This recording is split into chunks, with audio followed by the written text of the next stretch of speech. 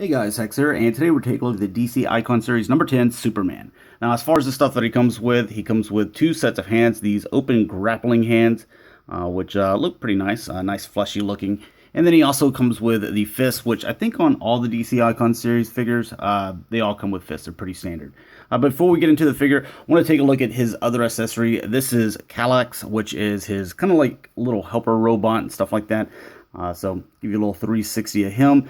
Does come with this base and this pole, so it's kind of like a little stand for him, so he can hover in the air, which I think is nice. But I would have liked something a little bit more sturdy, maybe a little bit more weight to it, just because he does have articulation. The head rotates and everything. This is really nice. I like that on him.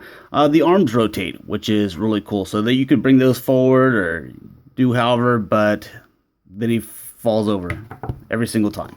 Actually, you don't even have to have them that far out. You can have them just out there. See, that even is too much for him. So you kind of have to place him directly down, or that'll probably even maybe fall over. So I just kind of put him to the back to counter the weight a little bit, and there you go. He'll stay up on your shelf. So little disappointing. I don't know how much money they had to put into this, but I'm glad that they did have the stand so that he could be kind of floating in the air like he's flying and stuff, which is cool. But if they would have had something just a little bit more weight, that would have been nice. Anyways, taking a look at Superman. Basically, the reason why you ordered or bought this figure is because of him, not of Calyx. But I want to bring in some of the other figures in this line. So you got Batman, and we'll just bring in Deadman because I wanted to point out the hips and something that just kind of bothers me with him. And I had to look over all the other figures to see if they also had the same problem. None of them do.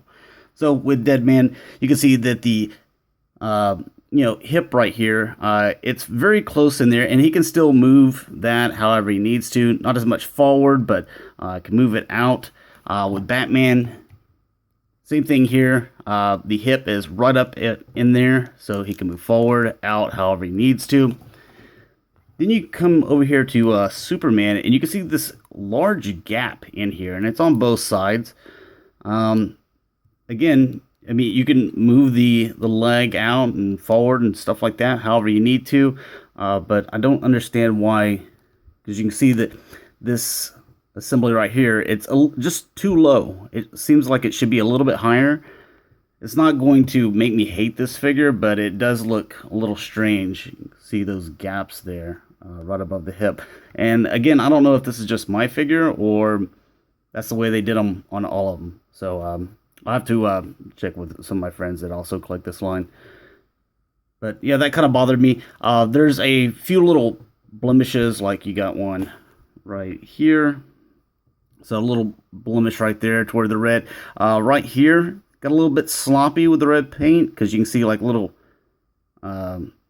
pieces of it coming off into the blue. This side looks pretty clean going all the way around. The yellow looks pretty clean going all the way around. You got a little bit of gold right there. And the Superman sign, which is very important, that looks perfect. Really good job there. With the eyes are looking nice. And I love the sculpt on the head too, and the little hair here in the front. Everything looks really good about him. The back, a little bit of a mess up right there, like the black didn't connect fully. That's all right. It's hardly even noticeable, but I think everything else looks pretty good. I like the way they designed the cape to where it kind of comes over you like this. But anyways, let's take a look at the articulation. Now the head, just like all of them, is on a ball joint, so this can move back and forth, so you get a lot of movement out of that. This area right here, it can bend a little bit more back and forth, but not really rotate too much. But you can get a little bit there. What the heck was that? Looks like some blue paint came off of something. Maybe that was on the inside there, so no worries. It can bend right here, so go forward and back. The arms, These are really tight, so be careful. Or on mine, just kind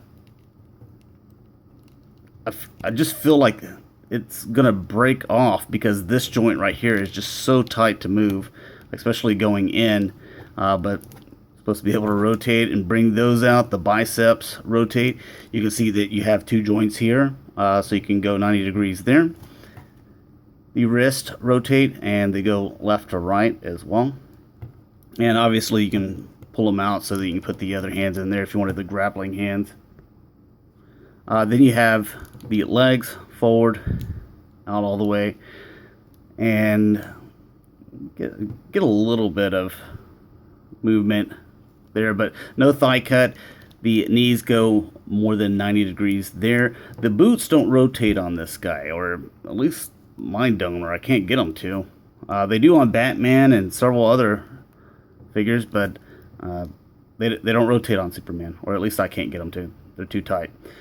The feet, they do go back and forth, and they rotate like so. So you can get him in some pretty cool poses. You know, I'm probably just going to do a classic one until I get maybe some stands or something like that, so I can do him flying. But the only real gripe with this guy is, why are those hips? Why is that big gap in there?